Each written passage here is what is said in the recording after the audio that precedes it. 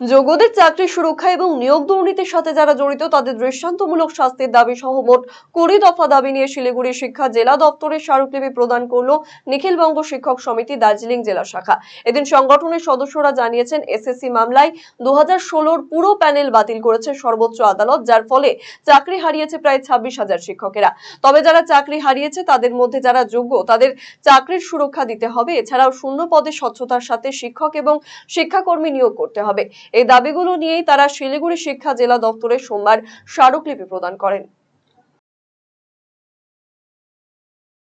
এই রকম মুখ্যমন্ত্রীর উপর যদি প্রকৃত শিক্ষক এবং প্রকৃত বৈধ শিক্ষকরা এখনও আস্থা রাখেন তাহলে তারা ভুল করবেন। এই মুহূর্তে আমাদের মনে হয় সারা রাজ্য জুড়ে এই শিক্ষা ব্যবস্থার পুনরুদ্ধার করতে যৌথভাবে আন্দোলন প্রয়োজন। তাই আজকে আমরা শিক্ষা দপ্তরের কাছে এসেছি, ডিআইয়ের মাধ্যমে বেশ কিছু দাবি 20 দফা দাবি এনেছি। তার মধ্যে অন্যতম হলো শিক্ষাক্ষেত্রে যে দুর্নীতির মাধ্যমে যারা নিযুক্ত হয়েছেন তাদের বিরুদ্ধে ব্যবস্থা নিতে হবে এবং যারা অযোগ্য অবৈধ লক্ষ লক্ষ টাকার বিনিময়ে যারা শিক্ষকতার মতো পবিত্র পেশাকে অপবিত্র করেছেন তাদের অবিলম্বে বিদ্যালয় থেকে বহিষ্কার করতে হবে। যারা সত্যিকারের পড়াশুনো করে কোয়ালিফাইড হয়ে শিক্ষকতার চাকরি করছিলেন তাদের আগে মিলিয়ে মিশিয়ে একাকার করে দেওয়া হয়েছে।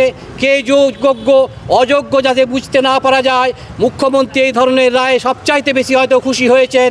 তিনি মানুষকে সাধারণ মানুষ হিসাবে দেখেন না, তিনি মানুষকে ভোট ব্যাংক হিসাবে দেখেন। তিনি আরও ভোট ব্যাংক তৈরি করতে যাচ্ছেন।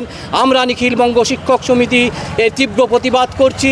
আমরা যোগ্য এবং বৈধ শিক্ষকদের পক্ষে। রায়গঞ্জবাসীদের জন্য সুখবর, যারা দীর্ঘদিন ধরে পেটের সমস্যায় ভুগছেন তাদের জন্য রায়গঞ্জ দিশারিতে আসছেন ব্যাঙ্গালোরের প্রখ্যাত গ্যাস্ট্রোএন্টারোলজিস্ট ডাক্তার ইরশাদ আলী, এইচএমডি, ডিএনবি। এখন থেকে প্রতি মাসে নির্দিষ্ট দিনে ডাক্তারবাবুকে দেখাতে আজই যোগাযোগ করুন দিশারি হেলথ কেয়ার, উকিলপাড়া, রায়গঞ্জ শাখায়। যোগাযোগ করুন 7477785509 এই নম্বরে এবং 7477785512 এই নম্বরে।